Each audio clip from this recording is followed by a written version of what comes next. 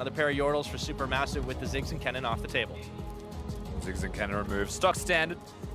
Also a couple of adaptations from the Marines, however, with this ban phase. Remember, they get the first pick for the first time in this series, but Iva and Rumble just beating the champions that beat them.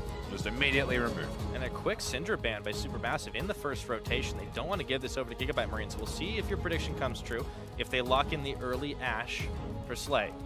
Looks like instead they might be favoring the Gragas. That's their first pickup for Stark. Yeah, still two champions of massive priority. The Gragas, I'm not surprised that they will first pick for. It was more speculation that perhaps Ashe was even a higher priority than Gragas, but they don't want to risk SuperMassive being on red side taking the Gragas from them. They want to make sure that Stark is set up for success as best he can. As this should, I'm surprised. I mean, critical that all these 80 carries were left up and available in this pick and ban phase, but it is the first pick Ashe. Coming in for Zeitnot, what are they going to pair it with here? That's the question, but LeBlanc had also made it through. Blind pick for Naru early on, here it is. Yeah, they picked the LeBlanc. They also get the Ashe. Now again, Caitlyn was there, a champion that has been religiously taken away from Zeitnot as it's above and beyond his best. But the Ashe, yes, he is good on it. It's also taken away from Slay. So naturally, they will pick up the 2-for-1 with that AD carry of choice. LeBlanc being picked, there are options into it. They could honestly go Lulu Karma as a rotation if they're really feeling up to it and just try and hold on through that laning phase. Lulu mid, notoriously good. Vedius has spoken about it as to how it works into LeBlanc. Karma does the same thing as to how it works. They have choices. They could pair with the same lane that they were dealing with last time around. With the Lulu locked in now, hovering on the Varus, and it's locked for Slay. They pick themselves their bottom lane, so Lulu Varus naturally in the face of an Ashe, they're going to try and go towards a bit more kill pressure. We saw it last game, honestly. Zeitnot Dumbledoge taking out Slay and Archie as they hit level 6 first. The kill threat is definitely a genuine thing to be considered. But we're yet to see a jungler in the first 3 rotations, which is very different. Yeah, now we have the Zyra locked in for Dumbledoge. So the Ashe Zyra lane once again making an appearance. We're in a ban phase 2. Is this where the jungle pool starts to get hit? So far it was only the Ivern that was banned out of all those champions. Well, SuperMassive have the first rotation. If they're looking to go towards a jungler as their 4th pick, they can immediately ban away the ones they don't want to play. But for their first ban, it's pretty risky. I would almost consider mid laners, such as the Karma. Especially when you're talking about dealing with LeBlanc, there's still the possibility of the Lulu being that support, but then you deny the extra shields from the Karma. So that's SuperMassive's choice. Back over to Gigabyte Marines for their ban. You can try and play what you like into the Karma, the LeBlanc rather, if you're feeling lucky. But the Karma, as we mentioned, higher priority seems to be on the Varus for the Marines, opposed to that Karma, and rightly so, it does get removed off the borders. We aren't going to see the junglers banned just yet. We may see one from SuperMassive if they have a preference, but nope. That's the Shen, followed up by the Ahri ban. SuperMassive throwing a lot of things at Optimus. A lot of bans spent his way. Nautilus go with it is the question with these top lane bans. They try and force Mr. Fabulous onto something else. Fizz also actually needs to be thought of. Definitely something you want to consider. Nautilus is the one that they ban away. So Fabulous kind of gets hit towards that latter half of the ban phase. Keeping in mind that Optimus is also a Fizz player, so perhaps by banning the Nautilus opposed to the Fizz, they throw the gauntlet down and say, if you don't pick it, we might. Kind of force the tempo onto them. More questions be answered soon. With all the junglers making their way through, looks like Stomage wants to try his hand once more at the Lee Sin. Remember, all the way back to game 1 of the series, he was having a hard time, but not because of the champion, more so because Levi was just giving him no rest. Well, it's because the strategy revolved around keeping Stomage down in its entirety. Level 1, invade him. Level 2, go to his blue buff, take everything from him. It happened in the last game, but his team collapsed around him a little bit better. So expectations will be exactly this one more time. The jungle is picked first, but now we get to finally see what's happening in this middle lane for Optimus. Where does his heart desire him to go? Well, he always has the potential to match Assassin for Assassin, a guy that's very known for high mechanical ability. It's always possible. They have themselves some magic damage, so it wouldn't be the end of the world for sure. But does he play it safe? Does he go for the Lulu? Do they instead take Archie a different support? No, something completely different. It's a Lissandra. Curious that someone would actually go towards the Lissandra. I personally am actually a big fan of the champion. I would say with the slight buffs that Lissandra had, I don't think they mean a single thing, especially not in this patch right now. But Lissandra being picked into LeBlanc, namely, has pretty good wave tempo, can run teleport, can split push, and can kind of match the pressure that a LeBlanc places down now with what is usually the Gunblade Lichbane build. And then over to SuperMassive, the final pickup. They just needed themselves a tank. With a lot of them banned away, fall back to the next. It ends up being the Maokai for Fabulous. Maokai by no means bad, just not as good as Nautilus. Gragas, you would expect, actually has a bit of control during that laning phase, but in his own right, Fabulous should be okay.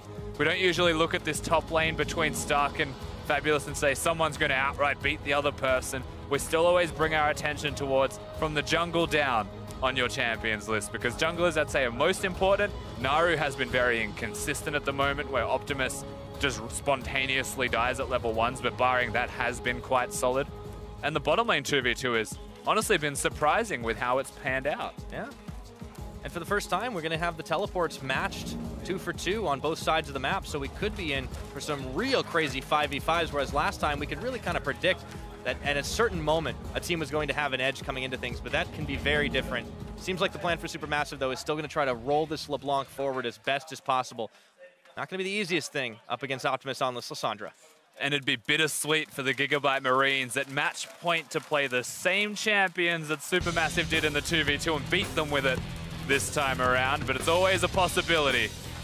And it's a statement game, to say the least, if that's the case. We'll see how it all pans out. Slay and Archie have definitely been surprising Zeitnot and Dumbledoge, but maybe this is where things turn around once again. We saw what happened when they can hit the fast level up, get themselves an edge over their opponents. But you're going to need more than that to take out the Marines right now. They want to even this series up and get themselves a chance to move on to the next stage at the mid-season Invitational. And we are out of the gates for Game 4. We absolutely are, and again, we hinted towards the potential for 1-3-1s as this game progresses. This is the Gigabyte Marines matching what SuperMassive did in game number 4, potentially trying to best them at their own game. Instead of having the Syndra, instead of having somebody that runs Ignite, trying to survive as teleports happen, as rotates happen, and pull them around the map. Awkwardly, they have said we'll meet you in the middle. And it is all about, realistically, how these mid laners perform, because if the LeBlanc is fed, everybody explodes. But if the Lissandra gets fed, not even sure that LeBlanc can side lane against it, as it is an adorable skin. Yep. This is a much cuter tree. I'll give you that one, Rusty. Is that a chroma? Yeah, I think so. I had no idea that had chroma. He's got multiple pajamas. He does. Yeah, who has one set? I mean, green makes more sense, too, for what it's worth, as Gigabyte Marines are now doing a level 1. Heading their way up top. Optimus, Levi, Stark, all here. Nobody's in this brush. No one's anywhere near this brush, to be honest. And you can also see SuperMassive are kind of taking the safe point, trying to get that assist on the Raptor camp. Naru's not far away from Fabulous and Stomage. And they'll probably do this. They might actually go the long way to the Raptors, actually catch them as the Raptors spawn. As both of them leave this bush, that's where they might actually enter the area. Oh boy, they see him. They know. Levi, all of a sudden, it's 2v3. Stark gets a big bop on, but in goes Stomage looking for Levi straight into the back line as Naru's there, and it looks like they don't want to finish it off. Instead, oh no. Start on the Raptor camp. We're fighting for it. Okay. That's anything else to go. A couple of Raptors going the way of Stomage, but Levi's got some help. The smite's down, stealing it away. And Levi wins the smite battle, but not just that. Lee Sin doing this red buff by himself. You'll watch his health bar go down pretty quickly. You compare that to Graves, who can walk over to his blue and not actually really take any damage at all. He should be perfectly fine. So for what it's worth, this is still a lead for the Gigabyte Marines. Yeah, it's exactly the way that they wanted to start it off. They started in game 1, setting Stomage behind. It could be the same story again here. Maybe not as far behind, but he's going to have a rough path ahead, and Stomage needs to have an impact early on this Lee Sin. And Rusty, especially if they want to be able to contest down to the bottom. Once again, we have a very important Drake. That's another mountain Drake. If it's not a mountain, it's an infernal. One big thing though, I mean, I didn't really mention it. Stomage, whilst he loses a bit more health, he's forced to smite. Oh, bottom fighting. Okay.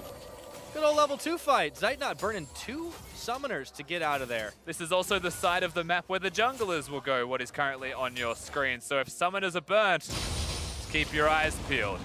Okay, Optimus and Naru still dueling with each other, but we'll take a look at the jungle right now as Zeitnot is going to get first blooded. Stomage comes right on in, and they equalize on 80 carries. Archie in trouble. Archie's by himself. He's going to have to dodge out the Sonic Wave, and he was expecting the juke. Again, the flash was always going to be there from Archie, but the resilience to hold the summoner, even a prediction on the juke wasn't going to be enough for Lee Sin. He was playing a pretty tough mental game. still gets a kill for his troubles, as we get to see once again. The first blood, Lee Sin just shows himself now. Unfortunately, another Q missing from him. I don't think he actually hit one down in this trade, but comes in to make sure the kill is his nonetheless, as this is expecting a juke. And apparently Dumbledore's dead. Okay, so we know who the better support is here. Once and for all, totally settled. Man, we just keep missing them by inches. Archie coming up with that kill, and you could see that summoners were burned on both sides once again. Dumbledore just flashes down, so is Archie's. But now you've got level advantage for the support. Now you have to wonder, was Dumbledore just trying to hold a minion wave and dying to the minion wave? Oh, Optimus! He turns back around. Naru wasn't expecting Levi to be right in front of his face. Adventurous flash forwards from Levi. I don't think he needed to commit that hard, but also helping to reset the 1v1 in this middle lane, where Lissandra hasn't really been having a great time. Stone Mage now trying to make his mark on it as it pushes in. Looking for Levi. Naru's here. He's healthy enough for the time being. There's a Q. It's point blank, able to connect. Still not enough to finish, and the claw comes out to deter Stone Mage to Naru any further. And they thought Optimus had already gone back to base, so they tried to time it their best as we get to see how this happens. Archie has a level advantage. Oh, Pix hurts. What a baller. He was on a ward that entire time. This guy. Got to give it to him.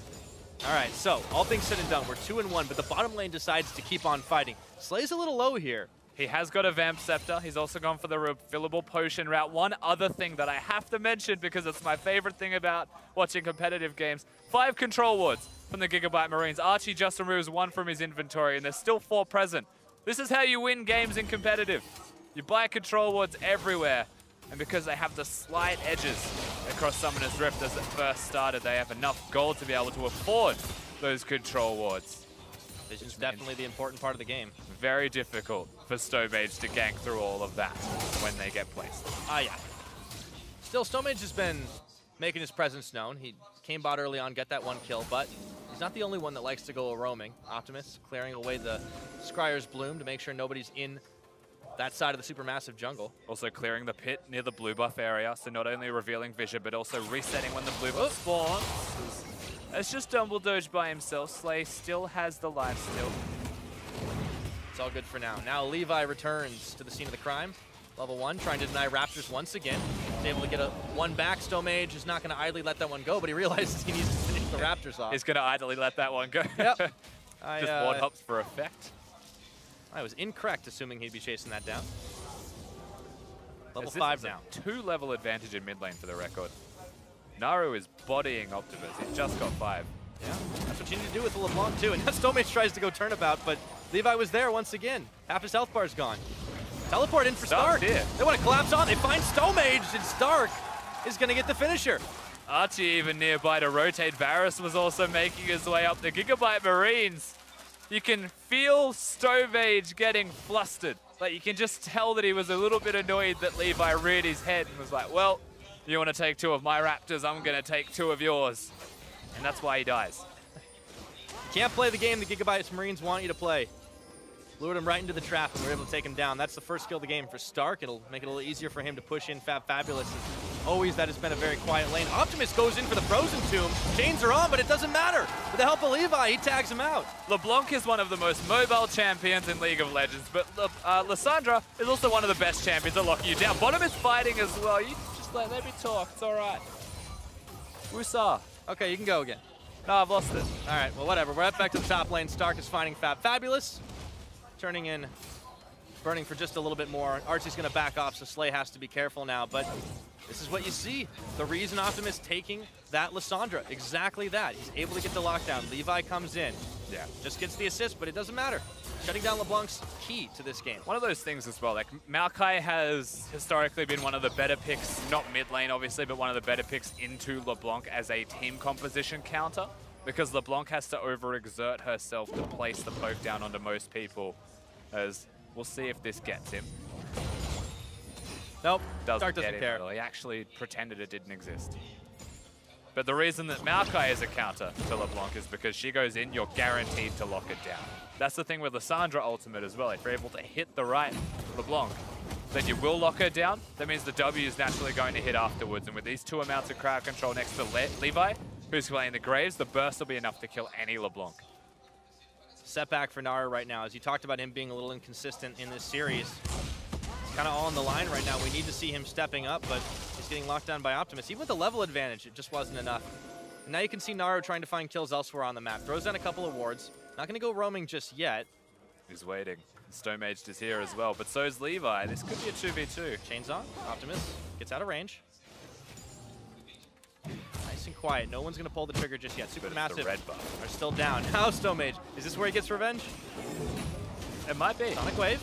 He'll probably go for the smite. No, he's not even going to commit to the smite war. Level disadvantage is enough to deter him. Stomage looks like he's playing scared. Just a little bit. I feel like he learned his lesson. He's still perfectly fine. It's 1 level disadvantage, sure, but he has still got a kill. He's got some long swords. Cute dodging from Levi. There we go. End of the line. That's a lot of damage from Levi. Even trade at the end of it all. They both have red buffs too, so the regeneration will be there when they're out of combat. Everything will be okay, but the real winner here is Levi because it's in his jungle. That's a teleport bottom from Optimus. Yeah, he may not even be needed right now as Zeitnot's going to flash one way, but looks like the rest of the team's going to be there to really slow it down. Optimus trying for a way in, but the plants keep pushing him back. Naru's there. Chains flashed over. Stomage is the target, and Slay takes him down. Now Fabulous has a big maelstrom on, but he's exhausted away, and Levi chases over the wall with the flash to follow through. 2 kills for none picked up, and Gigabyte Marines are looking for bot turret. Yeah, clean from the Marines, honestly, just going down to the bottom lane. Naru's not going to be able to do a single thing mid, and Stark had chased Zeitnot the whole way up the river, basically, as now they threaten the bottom lane turret. This is exactly what the Marines do best. They get a pick, and that pick translates into multiple because they're just so damn aggressive, and suddenly turrets fall, and gold leads form. Just like that, you got 3,000 in the lead at 10 minutes. Here was the start of it all. Chains onto Zeitnot. Almost deja vu of the last game, Pyro, I think it's safe to say, right? The way that we saw it for SuperMassive, as the teleport just came down to bottom. Naru wanted to finish off Slay, but look at that, he's burning low, and the minions get him. It's Slay getting the kill credit, as Optimus is getting kicked back away, but he's still able to finish the claw. Stomage following through. No, Stomage Desperately needs to help get some kills on the board, but double doge going in, going too deep. Stomage follows, the shield is there. It's a double kill for Optimus. Things are falling apart for SuperMassive. Lulu just shows up. It's like, I hear you want to kill. It'd be a shame if something would have happened to it. And Stark was there. Also here, yeah. The Gigabyte Marines, they've turned it on. This is looking like game 1, Rusty. 9 kills to 1. 11 minutes on the clock. The gold lead's getting out of control. This is a nightmare for SuperMassive. The crowd loves it. Every minute of it. Gigabyte Marines looking to stamp their authority, close out this game. Saying it at 11 minutes, close out the series is what I mean, but let's take a look at this again right after the replay. Teleport finishes for the LeBlanc. And the teleport's fine, but the timing, you have to say, on that W from Optimus was incredible, locking him down as he was distorting forwards. This is cute from Optimus. You can obviously follow the claw through. Puts him next to Slay. And Double Doge decides that because he has Ignite, he has enough to get the kill. But he doesn't, as we're fighting again. And Stark is killing Double Doge again. All right, right back to it. We continue the tradition. As soon as the replay happens, we have to see more. It's like they know we're replaying a fight. They're onto us. I think they're just not stopping the action right now. Gigabyte Marines can get everything they want at the minute. Stomage gets kicked back onto Stark. Zeitnot's here. Do they dare to go deeper? It looks like the answer is no. I don't think Zeitnot's so. still chasing. You know he'll go on you. Stomage has no kick anymore. Oh, he goes in. There we go. Oh, the damage. Really? Hello.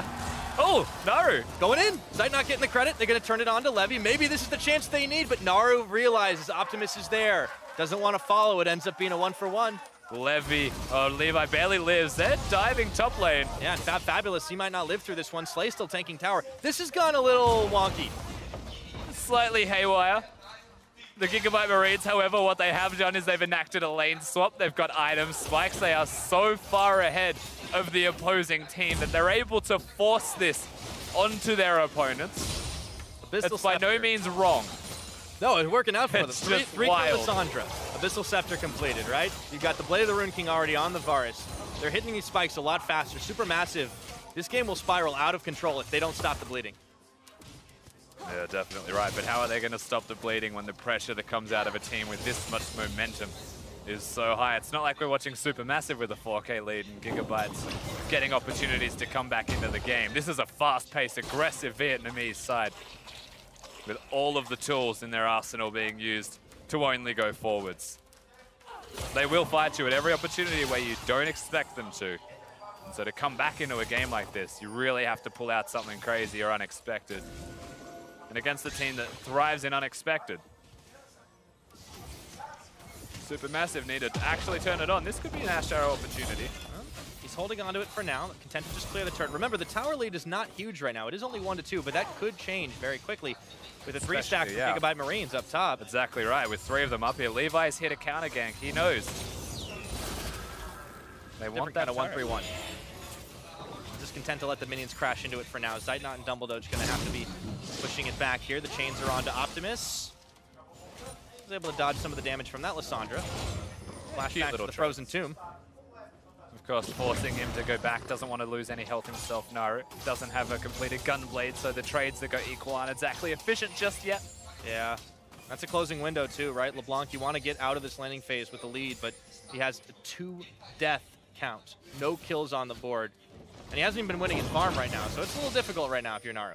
And you're not even sure that he's going to actually complete the Gunblade. I doubt he will. In fact, it's not going to trick him. It's your own lane. I actually believe that where he's going now with the Fiendish Codex should be a completed other item. Should leave it at the Revolver. He's already too far behind to commit to completing an item that for ability power is not that efficient, because building the Cutlass in a situation like this doesn't feel great at all. No, it definitely is not an ideal situation right now. SuperMassive, 2 kills on the board. That's it, handful for them. Stomage has been pushed back time and again in this series. At least he can secure some vision for his team. But they need to find answers, and it looks like this is a team that would thrive very much in the mid game if they were even or even a little bit ahead, but it's very much not the case. They're actually looking to dive, it seems, top lane. They get it though. Stomage has flash, so he can navigate this. It's about the Ash Arrow though. This is a long collapse. Slay's coming forward, Ash Arrow to the back of Slay, teleport, double TP coming up. Slay's tanking for just a moment more. He will finally fall, but in comes Optimus. Immediate turn for Zeitnot and claws him down. Archie's gonna get followed up on by Stomage and Fabulous. Who's gonna win this one though? Optimus, nowhere else to go. Shut down by Fab. And it's Stark who's too late to the party. It's a 1-for-3 in favor of SuperMassive. Yeah, and for no particular reason, Levi is a split-pushing Graves right now. So yes, they get the kills, and that is a very good move from SuperMassive to try and pull themselves back into this game. It'll end up becoming a turret trade as the end goal and the primary objective for them, forcing teleports as well. They may not even get the turret in the end. In fact, I don't think we'll see anything happen. All right, opted to pull out from the turret, pushing. Not going to be enough here, and here's the start to the fight as Stomage looks to collapse in. And this is quite simply the arrow hitting, followed with the Zyra. It's the crowd control that you see from them. Now, Optimus destroys Zynot. He no longer exists. Archie, basically a non-factor as well, but because there's just one too many extra people here, you'd have to imagine that if Graves was nearby, not actually pushing the bottom wave, that could have been a different story. But the story is all about SuperMassive in that fight. With a 4K gold deficit, they managed to retain that and get some gold. Yeah, it's encouraging for SuperMassive so they can still take fights, burning 2 teleports, but they got to be careful. Zeitnot chased through, and collateral damage, everything thrown at him, including Levi with an end of the line. Zeitnot is going to limp away, but this tower's not so lucky. It's a little bit much, don't you think? Stark now going to probably try and do it himself. He may just throw an explosive cask somewhere and see what happens. The arrow hits. On to Optimus, in goes Naru. No deletion possible. The heal was even more there. As Fabulous comes in, the Frozen Tomb is down to heal up Optimus. Fabulous tries to recommit back in. The Maelstrom pops for not enough damage, and Slay will take down the SuperMassive top laner. Optimus has an Abyssal Scepter. He also had his ultimate that he self-casted. So in terms of killing Lysandras, if it wasn't during the duration of the Ash Arrow, then it wasn't going to happen as Naru. Was it worth it, buddy? If you got the kill, that's a maybe, but not this time around. Flashes and flashes all across the board. We're seeing some serious carnage this game, Rusty. It's just the majority of it. Gigabyte Marines, they're finding themselves the wins, finding themselves the kills. The gold advantage still huge for this team. We haven't looked at Dragon for a little while, but of course it is an Infernal on the Rift. SuperMassive, they might desperately rush this. And I don't know how much of this will be desperation. They are at the very least going to pull it out. They've got control wood vision there. if they try and fight this. Remember, it is on the Scuttle Crab. Stark's here. SuperMassive probably don't want to fight this, is what I'm saying. They want to try and sneak it, not fight for it. But you know what? Here we are. Looks like it's going to be a smite fight right now. And the fight will probably Two levels to Levi. Here we go. It's going to go the way of Stomage. He gets it at the last second, but now can SuperMassive get out? You'd have to expect with the extra levels of Levi, the smite would have been enough, but the execute damage out of Lee Sin with his Sonic Wave proves to be what it takes as Stomage. I would not go that way. Directions. Yeah, that's a clutch safeguard. Threatening the middle lane inner though, that's the name of the game here for the Marines. They can get it big for these guys. Turn it on as there is no Naru here. Tower falling all the way down to half health, but that Fabulous coming right back on in. Twisted advance on the start. Stomage gets a big kick onto Levy, but he's still dishing the damage onto Zeitnot. There just is not enough for SuperMassive, and this platoon of Marines is charging in. You can kick him in, but if the turret's dead, it's not a danger zone anymore. In fact, Levi was then kicked under the loving arms of his team, where he turned around and destroyed everybody in front of him. The Graves is huge, and unfortunately for Stomage, it's not going to be enough. The rest of the team weren't able to defend that one, and the bottom lane turret is still standing. SuperMassive, they are beyond a point where they're on the back foot. They are definitely desperate. This is when you got to start making any play you possibly can. We've already seen that out of SuperMassive, but what else do they have left of them? We're 19 minutes and some change into this game, and it's such a massive disadvantage for the SuperMassive squad.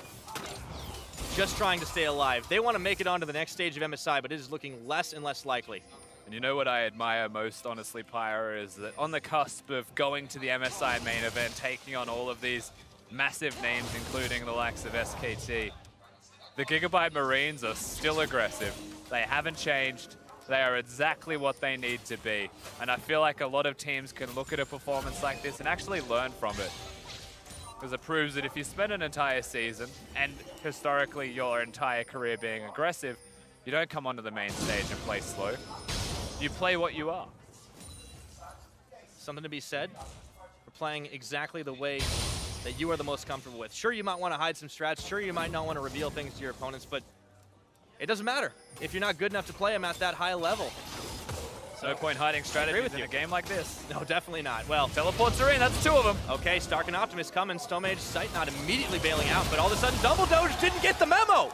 Optimus, with a little help from Levi, blow him away, and now it's going to be open season on this mid tower. And they're just running straight down the middle lane. There's an outer turret alive in top, but there's no reason for them to go there. Stomage, you do not really want to take that engage, buddy. There's not a lot that can prevent the Gigabyte Marines from taking down this inhibitor. The walls are crumbling around SuperMassive. Not much base left to speak of as this inhibitor is going to fall. Death timers for Double Doge coming right back up, and it's all Naru and the rest of SuperMassive can do to just clear away minion waves, but all of a sudden Gigabyte Marines aren't done. And they just go straight to the enemy blue buff right now. They can potentially catch the minion wave in bottom and try and go towards the inner turret, but at the same time, I just have this feeling that they may not even want to do that, because if the opportunity presents itself, they'll just end the game through mid. Looks like that might be the chance right now. With an inhibitor down, SuperMassive are going to the next available thing to defend. It's going to be that bottom tier 2 that we saw being pecked away out earlier on in the game, but Gigabyte Marines having such a huge advantage here. It's hard to see them not pushing it short of a catastrophic mistake.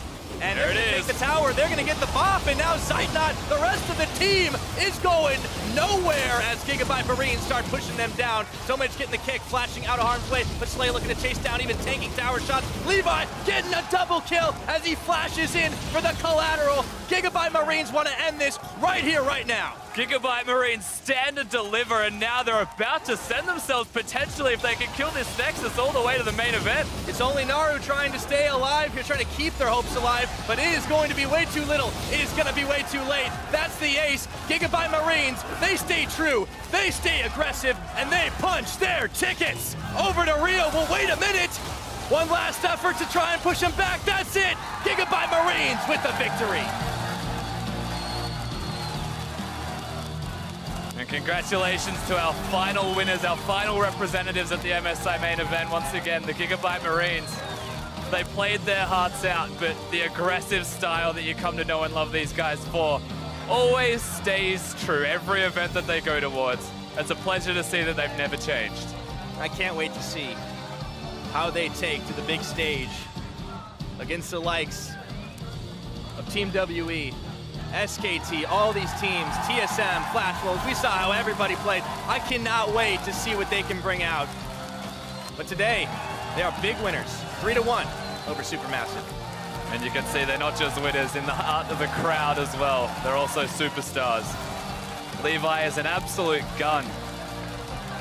Optimus also flanking him. I mean, the whole team showed up when it mattered the most for them, right? And that's the most important part to me is the bottom lane, what we called the weakest lane of this team, actually put in a lot of work in this series. Yeah, honestly, outclassing Zeitnot and Dumbledoge on a number of occasions, and those guys were a large part of the SuperMassive success.